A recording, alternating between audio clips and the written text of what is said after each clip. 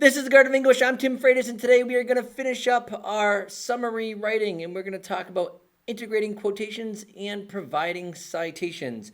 And hopefully we'll do it nice and quick, but this is a huge element of what kids need to learn in order to actually paragraph well and eventually write essays well. So you're going to want to stick around and check this out.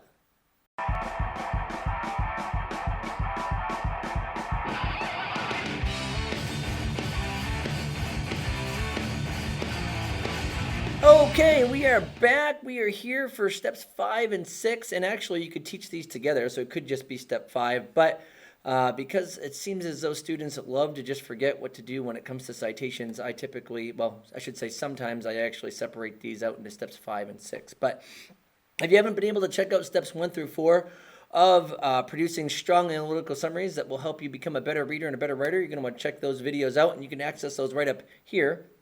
Okay.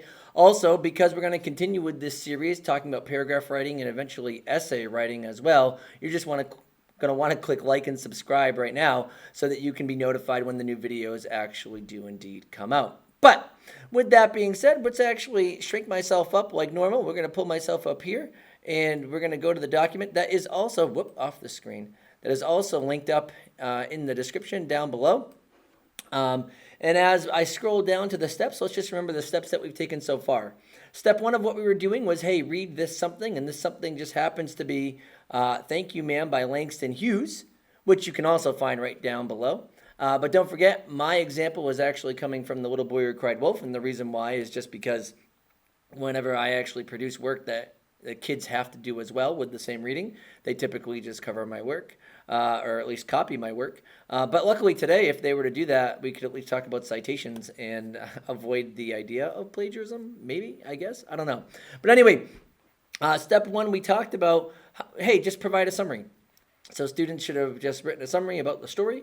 You can do this with any reading that you actually want to do anyway, whether it's fiction or non. And then we actually started talking about dealing with some elements of grammar, teaching kids that the meaning is really found in the verbs and the subjects. Those are what create meaning. And then we can add meaning and precise meaning with adjectives and adverbs. So we have examples of that here.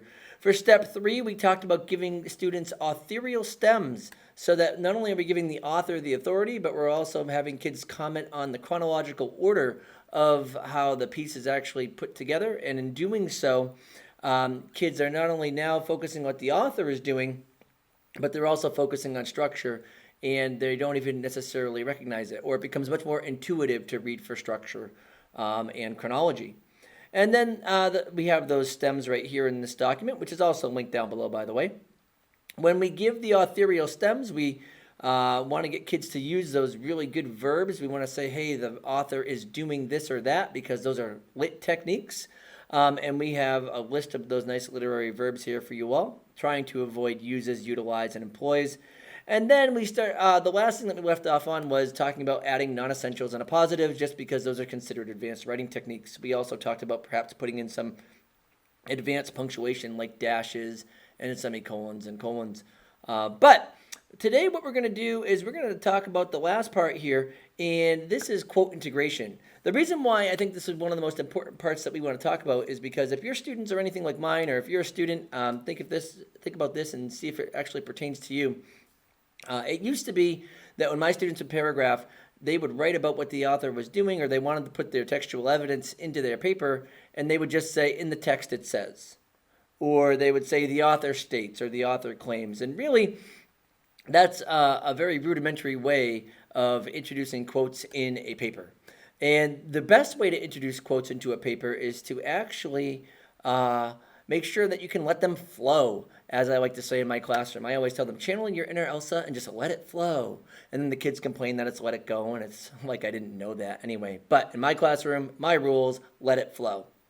Anyway, and this is a great way, using the summaries, to teach kids how to let it flow, how to let all of the quote kind of just seamlessly interweave with your own writing. Because if we already have the summaries produced, and they're strong and they're good, now what we're going to do is we're going to look at step 5/6 here, depending on when you're going to actually add in your citation instruction. And it says revise your already strong summary, the one that's gone through all of these sessions before. Lastly, by integrating appropriate textual evidence that seamlessly flows within your own words. And the way that you want to get kids to do this is to have them look at their summaries and then say, where can you pick out snippets of your own language and put in up to 9 words from the text. We want to keep that number low. And the reason why is because when kids start getting above 9 and putting in whole paragraphs and putting in 15 to 20 words, at that point it starts to get hard for you to follow what textual evidence actually pertains to what's being written about. So we want to teach kids the fewer quotes, the better.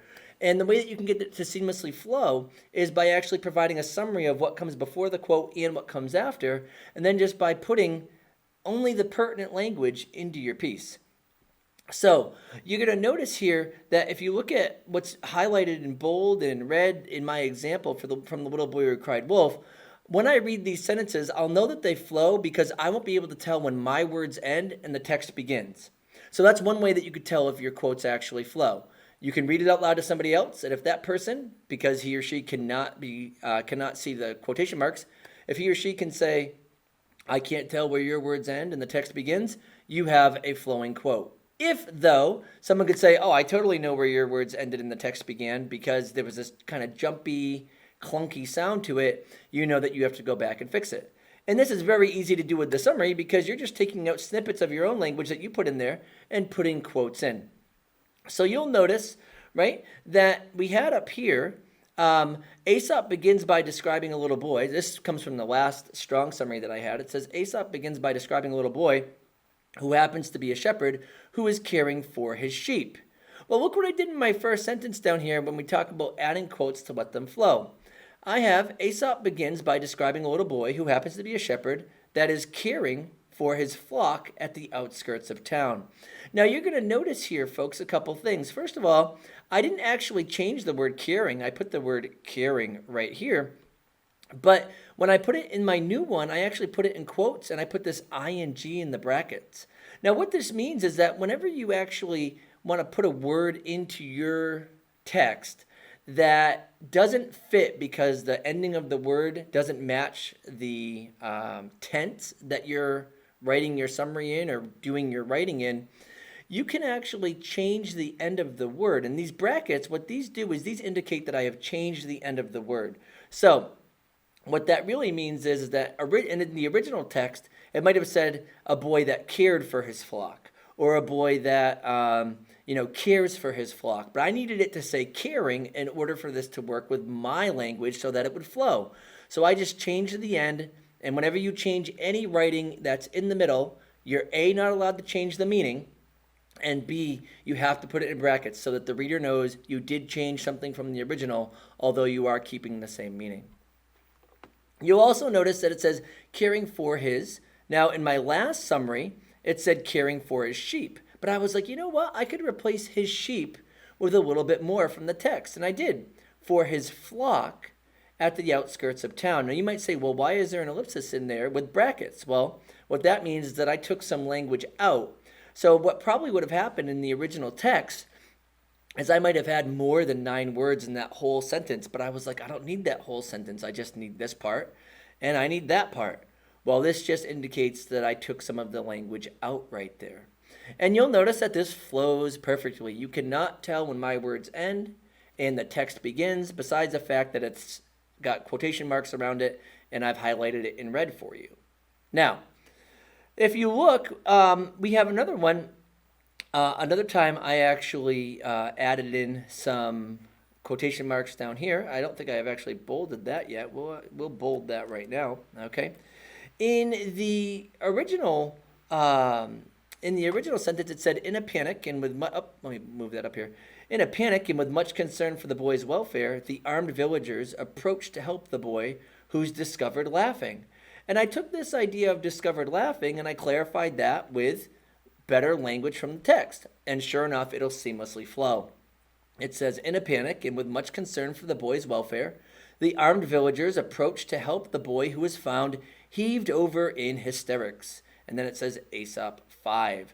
Once again, besides the fact that there are quotes in a citation, If I read this out loud, it is perfectly seamless. So what you're going to want to do with your summaries for what you did with thank you, ma'am, is to actually go back and say, where can I pull out some of my language snippets and actually integrate textual evidence and enough so that it flows right together. And if you can do that, that's preparing you for excellent quote integration as you go on. Because when you provide quotes in your analytical paragraphs as you go throughout high school and you go into college, what you can know is, oh my word, if I need to get this part of the quote in, I want to remember a few things. I don't want the quote to be super long. I want to make sure that I can adjust it to the tense that I'm writing it in. And if I want it to flow within my own words, I'm going to summarize what came before the quote in what I was reading, put the quote in, and then perhaps add a little more summary after. And if I don't have to add anything after, I at least have to provide a citation. So step 5 is just seamlessly integrating quotes. Step 5 might also be citations, but for some of you teachers, it might also be maybe citation should be step 6. Let me just give you a quick little note about citations here, okay? Whenever you quote somebody, you need to say where it's from. That's extremely important. And most of the time in English class, you are going to use MLA format, which is the Modern Language Association, okay? Although I once had a professor call it the Moderately Literate Association. But anyway, nonetheless, the way that you actually provide citations or you cite your work is as follows. If the author's name shows up in the sentence that you have already written, or the author's last name, when you integrate the quote, if you can identify a page number for your piece, you're going to put a parenthesis, you're going to put a page number, you're going to put a parenthesis, and your period will go on the outside. And now you have what's considered a full citation because you say, okay, this comes from a work by Aesop, and on that, in that work, it's going to be on page 3. And this is typically tied to what's called the works cited page. I will let your teachers deal with that as we go through. But general rule of thumb, author's last name, page number. If there's no page number given, you just got to put the author's last name. So if there were no page number for this line of the text, and just so you know, I made up that it was on page 3. For this line of the text, as long as I had Aesop in this sentence here, I don't have to put anything outside of the quotes if I don't know the page number. Okay, but you're going to notice it doesn't say P period 3. It doesn't say PG period 3. It doesn't say hashtag 3, or for us older folks, # 3. Okay, but what if you don't put the author's name actually in your sentence, right? Well, I have an example of that down here because I didn't put Aesop's name in this particular sentence. And what I did here, though, is you'll notice that after I put in the quote, what I did was I put a parenthesis, I put the name of the author, and although this says Aesop, please note, if the author's name was like, Roger Bird, it's always the author's last name that goes here, not the first and last. But we would say, I've got my parenthesis, I've got Aesop, I've got my page number, I've got my end parenthesis, and my punctuation goes on the outside. You'll notice that the same thing happens again down here. Aesop's name is not in the sentence. I'm on a different page right here. So parenthesis, Aesop 6, end parenthesis, period. Your teachers might also have you cite line numbers sometimes or paragraph numbers. You could talk to them about that. But the traditional way to do MLA citations at the very minimum is if the author's last name is not in the sentence, after the quote, you put a parenthesis, author's last name, end parenthesis, and then the punctuation goes on the outside. The only time that is not the case is when you're actually talking about a question mark or an exclamation point, but those are nitty-gritty rules that I'll let your teacher deal with. But that's how this works here. Some of you might want to actually revise it and just try to get your quotes to flow first and then actually move to doing citations as well. Some of you might just want to include citations at the same time and have a little citation mini lesson there.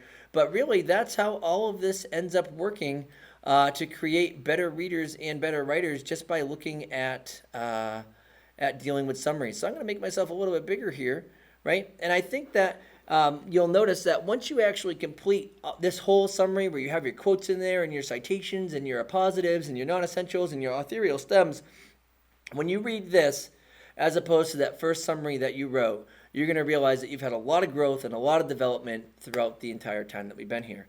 Once again, I gave you my example with the little boy who cried wolf. I'm encouraging you to use that story, Thank You Man by Langston Hughes, which is found down below. But you can do this with any story, any speech, any article that you actually want in order to practice these mechanics. And the best part is that now you have a lot more to bring when you start doing analytical paragraphing, and we'll start getting into that the next time I release a underclassmen video, which will hopefully be next week or at least within the next 2 weeks, depending on how busy I get with school and whatnot.